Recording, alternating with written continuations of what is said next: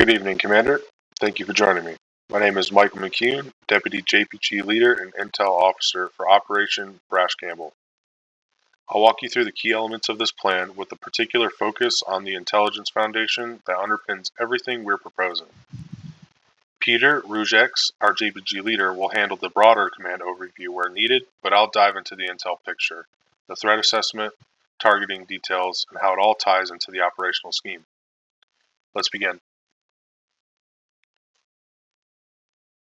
Operation Brash Gamble is a direct response to the President's direction to provide military options against the illicit narcotics trade originating from Central and South America. After more than 40 years of primary law enforcement-led efforts in the war on drugs, with limited strategic success, we are now establishing Joint Task Force 867 under US Southcom to bring decisive military pressure to bear. JTF 867 has tasked this joint planning group to develop a plan authorizing the use of all necessary and appropriate force against foreign terrorist organizations, nation-states, or persons involved in planning, authorizing, facilitating, or aiding the transportation of illegal narcotics or harboring such entities into the United States. We are fully authorized to coordinate across the full dime spectrum, which we have conducted with our COA 1 and COA 2 analysis, which we are going with for this campaign plan.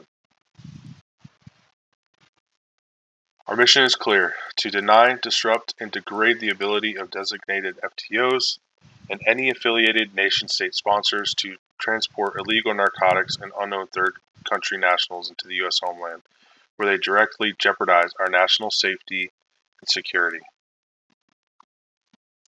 As shown here, US Southcom is the supported command, with US Northcom and US SOCOM in supporting roles.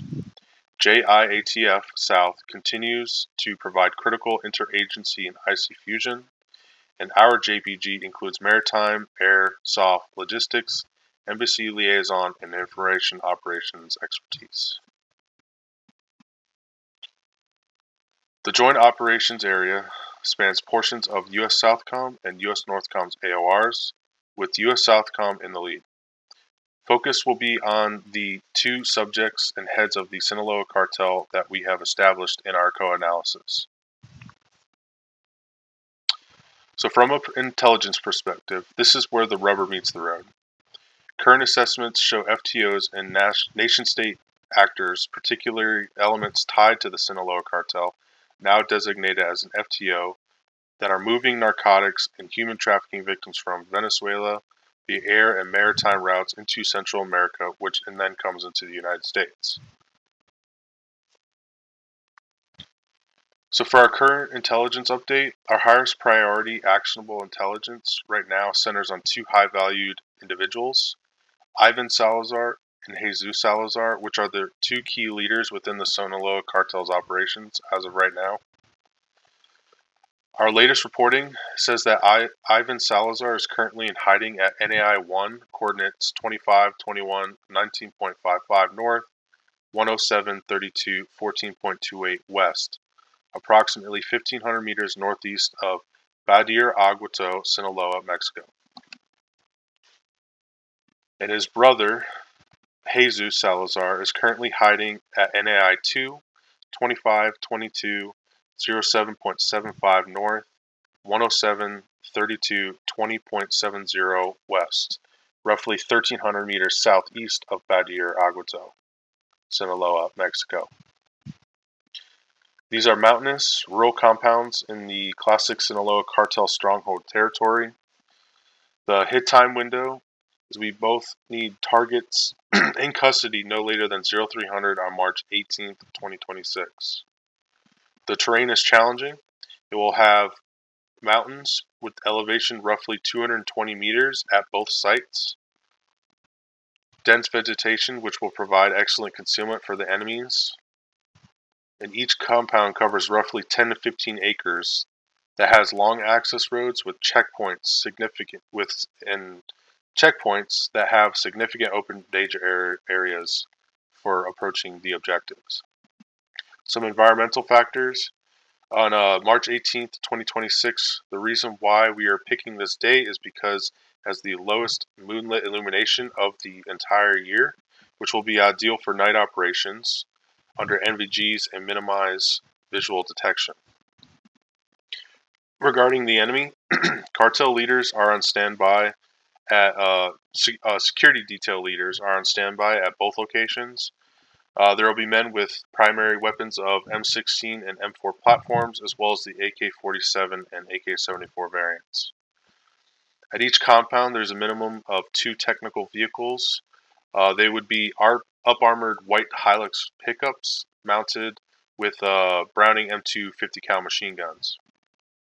Also, it's possible that there will be small explosives, such as grenades, pipe bombs, or Molotov cocktails.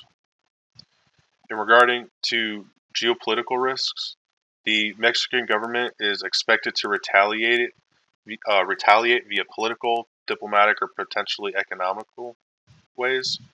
And we have built an IO on themes and D&D measures to mitigate this. Take a look at our asset availability table right here. There's our current window coverage for the MQ9 Reapers is across the entirety of the key time blocks heading up to H hour, as well as during and after H hour. We will maintain persistent coverage throughout the entirety of this operation. So a quick overview of the operations and the scheme of maneuver. The primary force, the assault force on ground, will be the 1st SFOD Delta, or better known as Delta Force. It will be supported by the 24th Special Tactics Squadron, the 160th Special Operations Aviation Regiment, 305th Air Mobility, 73rd Special Operations Squadron, the 919th Special Operations Wing, and CSG-1 with the USS Carl Vinson.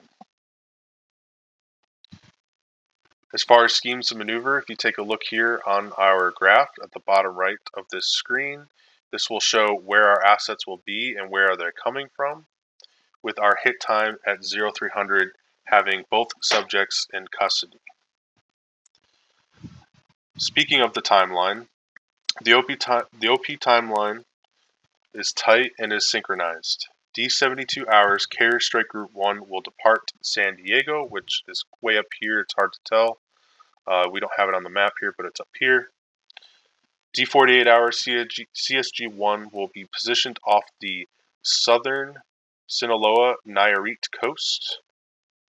D24 hours, Carrier receives assault forces, and the MQ-9s will be on station. D3 hours, AC-130 will depart Laughlin Air Base. At H hour, approximately 0100, MH-47s will launch from the carrier. There we go, launch from the carrier with an hour and 30 flight time. H+115, the cruise missiles will impact on targets, suppressing from the beach to soften the target areas to make it easier for the Delta Force to conduct their operation. H+130, Delta troops land on the objectives and obtain the subjects. H215 troops and AC-130 will depart objectives. H220 AC-130 will refuel via KC-46 orbit. H345 troops will be back at the carrier and headed back home. H520, the air assets will recover at Laughlin Air Base. The overall trigger that will have this plan set in motion will be a dual source confirmation, both imminent and SIGINT, of targets present at NAIs at 0100 from the MQ-9 Reapers that will be conducting surveillance through the entirety before, during, and after of this operation. And that concludes the main intelligence aspect of this brief. Once again, I am Michael McCune, Deputy JPG Leader for Operation Brash Gamble, and thank you for your time, Commander.